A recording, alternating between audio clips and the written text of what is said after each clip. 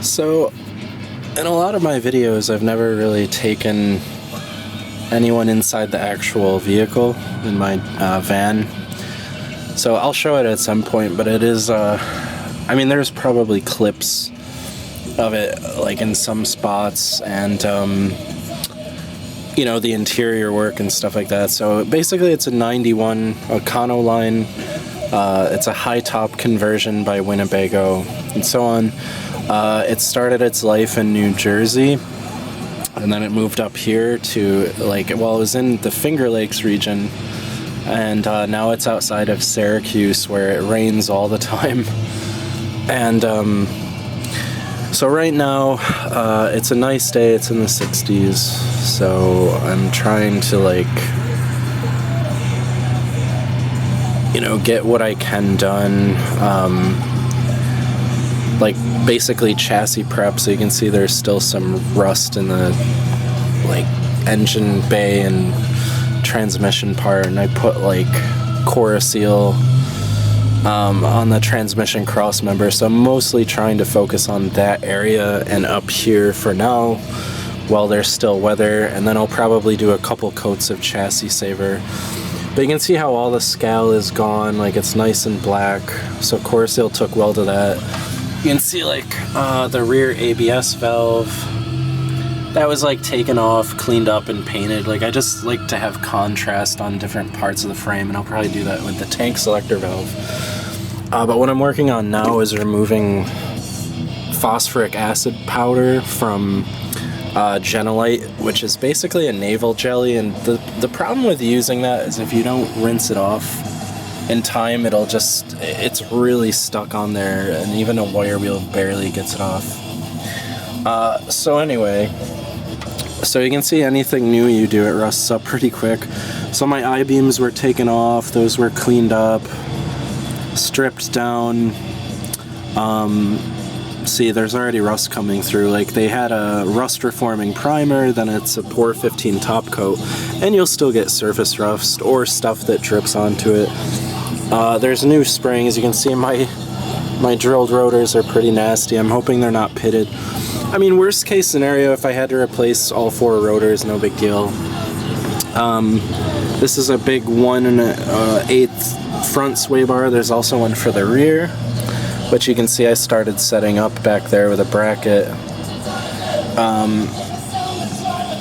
All new steering linkage, which of course rusts up, so now I've already got to do that. I have the new steering gearbox waiting to go in, but I was running, you know, my new brake lines, so I already coiled those up. So just nickel copper, because it would be, if you were using steel on a project like this where you have to bend all new brake lines, like, it's just a nightmare. So at least nickel copper, if you bend it a little with your finger, you're not going to kink it or anything, it'll take it. So what else? So my new, you know, all new radius arms and brackets, bushings, the axle pivot bushings are brand new on the I-beams. I think I already mentioned there's new springs, new shocks. Now, I don't know if these vans came with a gas-charged shock, but I'm running, look how bouncy this is. I'm running a Rancho 5000, so they're a hydraulic shock, so they're softer. I figure if someday I have beefier tires, that'll be better for weight transfer, because this will lift right up. The only thing I worry about is the handling, because you're almost 8 feet tall, so when it's a windy highway, and that's why I have a spoiler on the back. I also have an air dam. I'm hoping the sway bars will help, but worst case scenario, if it feels a little sketchy, then I will get, like, you know, KYB or something. I don't think they make Bilsteins for this, but maybe another truck has the identical length. So anyway, yeah, like, so back to the chassis. So most of this frame has been, like, descaled, and at one point I experimented with Cora-Seal and then put Cosmoline wax over it, and I didn't really like that. So I'm working on that. All these body insulators are brand new. You can see the passenger side is bolted in. The reason they're on an 1/8 inch washer or so is because there were holes in the frame, and this is awful welding, I know.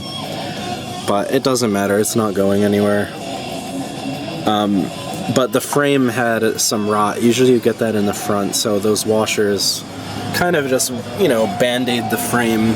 But the thing with that, to keep the geometry the same, every other body insulator has to be on one of those washers so that it's level. So, and I just kind of tack welded those on just so they wouldn't, not that they're gonna slide or anything, but so yeah, so I'll hopefully get behind the transmission stringer there, whatever you want to call it, after, but I'm just trying to focus on the powertrain area because I want to get that stuff in like as soon as possible so the truck's just together. What else is going on? Oh, so my 8.8, you can see there is a truss on it, also with fairly awful welds, because I was laying on my side, right, and I have this shitty old welding mask. And I just got another new auto darkening one, and of course the batteries are dead.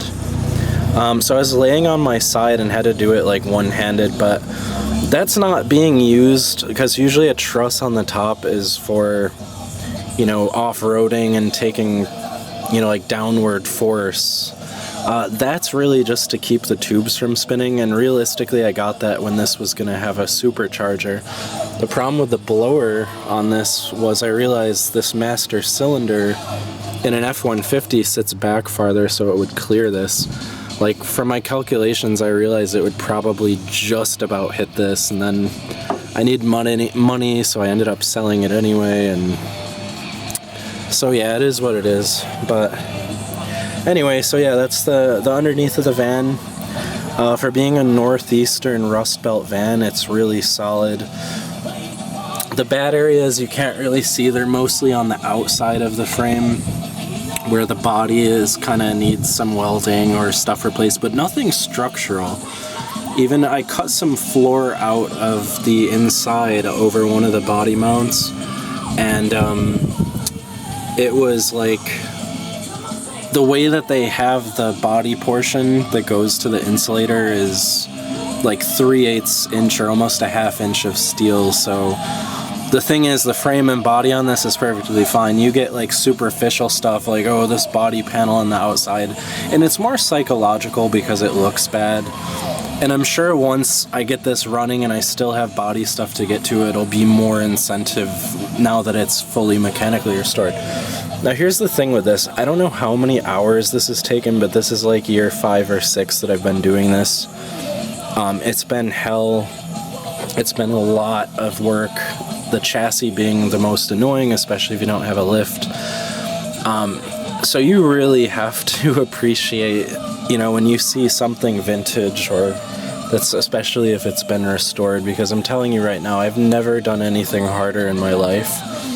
And the stuff that you learn or pick up along the way is just insane. So it's one thing doing mechanic work or like performance stuff, but when you have to completely strip a vehicle and start replacing every part, like, there's always problems you run into. There's always something new you have to learn or a new tool you need. And it's just, I mean, I'm telling you, it's not like you see on TV, like you'll see the Rust Brothers and they have a team of like 5 people, and obviously they film at different dates and they're like, oh yeah, we need this in 5 weeks. Okay, no problem. Like, it's not like that. So every time you hear about a guy restoring a Corvette or something and it's like, oh yeah, it took me 10 years, not surprising, 5 to 10 years.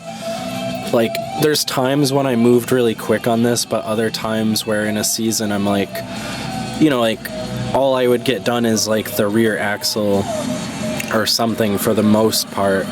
And the rear axle back there, though, it's 373s with a posi carrier now, but it also has enlarged chromoly axles, and then I did a disc brake conversion. I have all new e-brake cables to run with it, so...